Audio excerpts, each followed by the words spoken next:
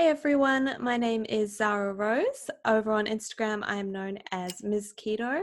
For the last 3 years, I have had a page up doing low carb recipes, sugar-free desserts, and things like that. I have been interested in health for over 5 years now, but in doing like a lot of research in the last 3 years, more specifically, I have become even more passionate about helping people live their absolute best life.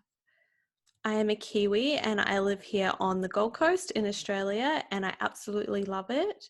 I moved to Australia after my 21st birthday, and I am married to my amazing husband, James. I have some absolutely amazing people lined up to do some interviews with that can really help spread some amazing information. The first person that I have coming up is going to be Dr. Ken Berry. He is known for his book, Lies My Doctor Told Me, and he is absolutely amazing and a wealth of knowledge, and I'm so excited to share that with you. So I'm super interested in helping people with health, nutrition, biohacking, and everything that's going to essentially make you feel better, because at the end of the day, it's more than just calories in, calories out for some people. A lot of it has to do with hormones and how our body reacts to different foods. There's micronutrients in foods that our body absorb, and not all food is processed the same in our bodies.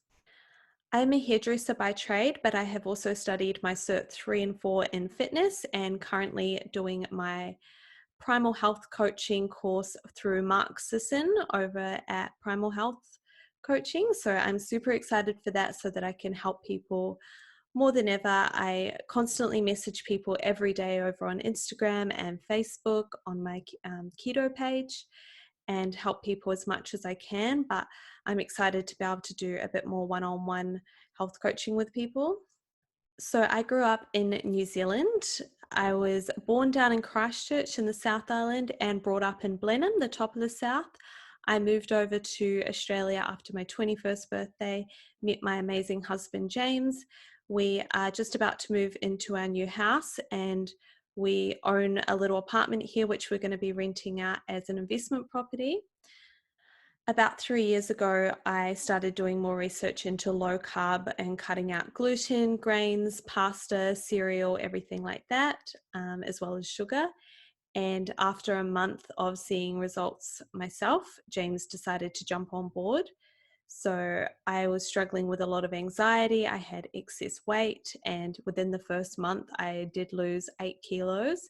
And even more than that, I lost my anxiety and panic attacks, which I personally had struggled with for 10 plus years. So that was the biggest change. And that was what I think, apart from the weight loss, like that was just an added bonus. The mental clarity, how much better I was feeling. I feel like I regained my life. James and I, before keto, both used to eat what we thought was pretty healthy. We would have chicken, broccoli, rice, bread for breakfast, Wheat Bix, some oats, things like that, protein shakes. And then on the weekend, we would have our cheat meal. So yeah, when we changed over, this was all different, but I think you've got to keep an open mind and be open to learning things, and also looking at studies and things like that. The thing that I thought was going to be the hardest was starting a ketogenic lifestyle was giving up fruit, because I ate apples and bananas every day, grapes, all things like that. And that for me was actually really easy. You can still obviously have berries when you're eating a ketogenic lifestyle, but we hardly ever have them. Like we'll have strawberries or raspberries once every now and then, but yeah, we really don't miss them.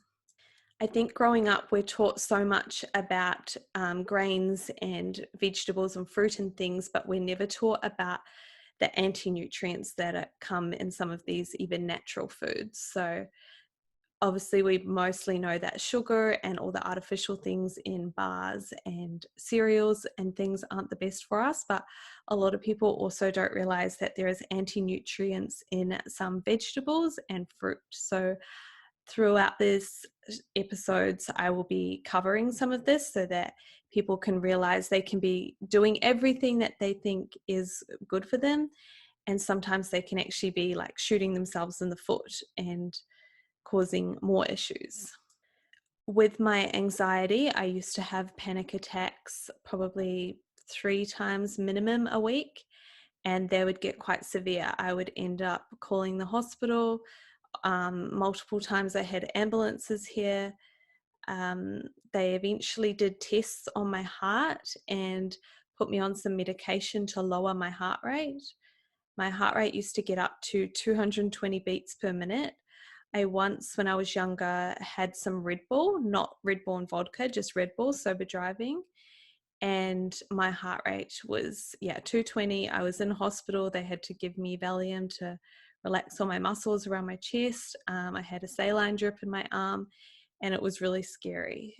So it worries me when I see a lot of people that have anxiety having all these Monster energy drinks and all of these, different sugar-free energy drinks that can overstimulate your adrenal glands and make these things worse, along with also multiple cups of coffee a day, which also stresses out your adrenals.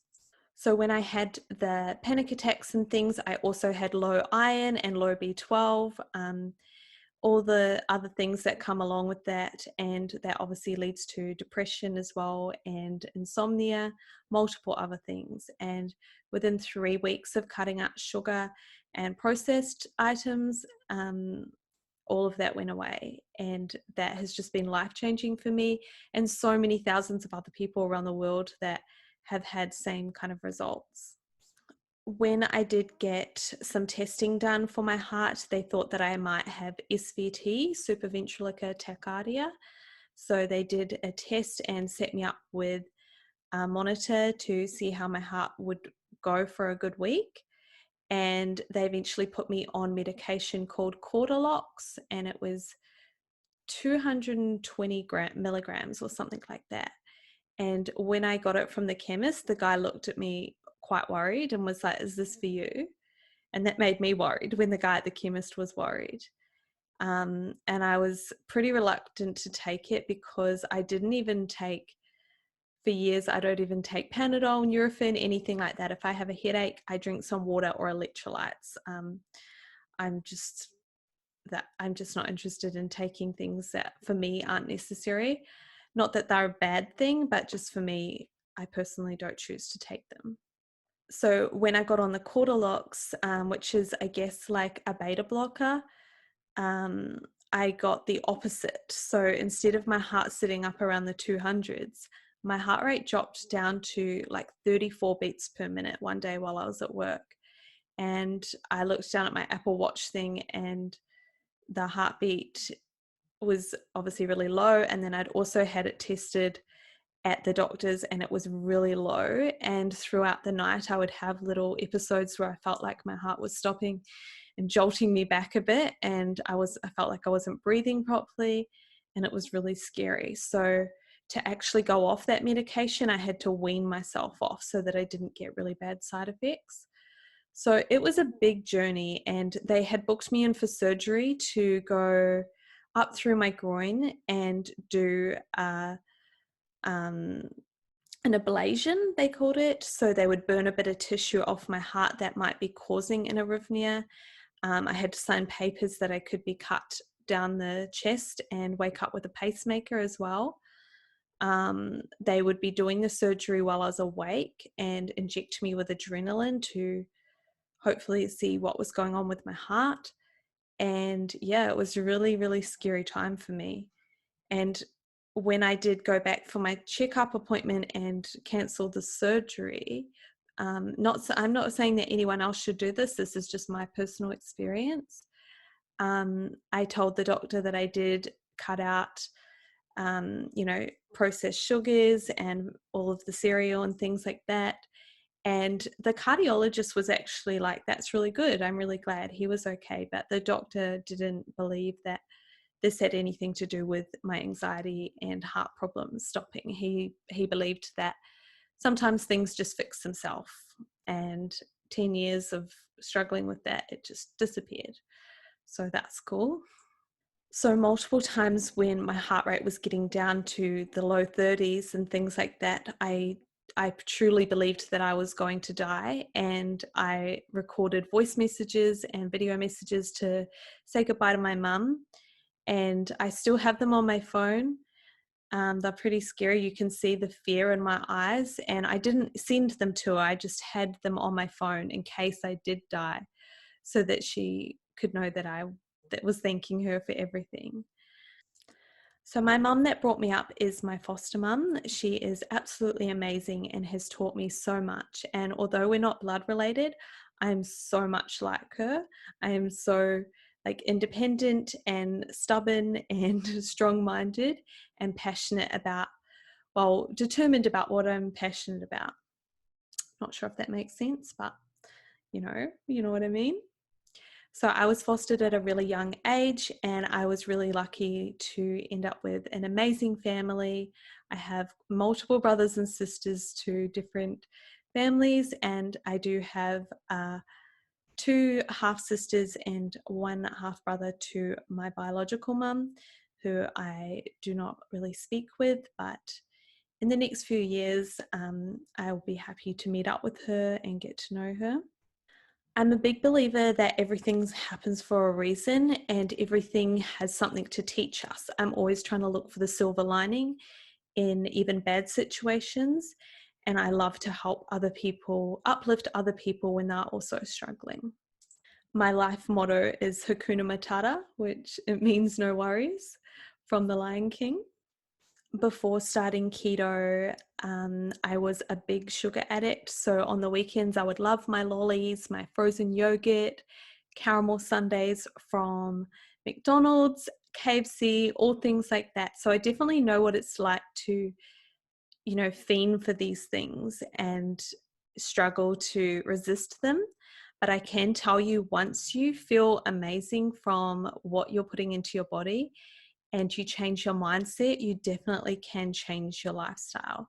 And for James and I, this is a lifestyle. We don't ever feel like we need to cheat. We often get asked if we do cheat. We have things like sweet potato we'll make with some olive oil and that, but that's obviously not a cheat. Although like the goal is not to be in ketosis all the time. The goal is to have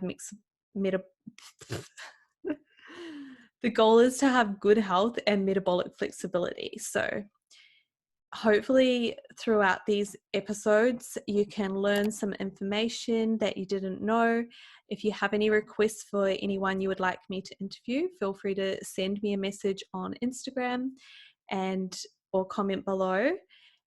I always do my best to go through all my messages on YouTube and Instagram as well as Facebook. Sometimes I will take a few days if I've got a lot going on, but I always try to reply to everyone. I hope you enjoy this first episode getting to know me, and I'm super excited for the next few episodes interviewing some amazing people. Bye, everyone.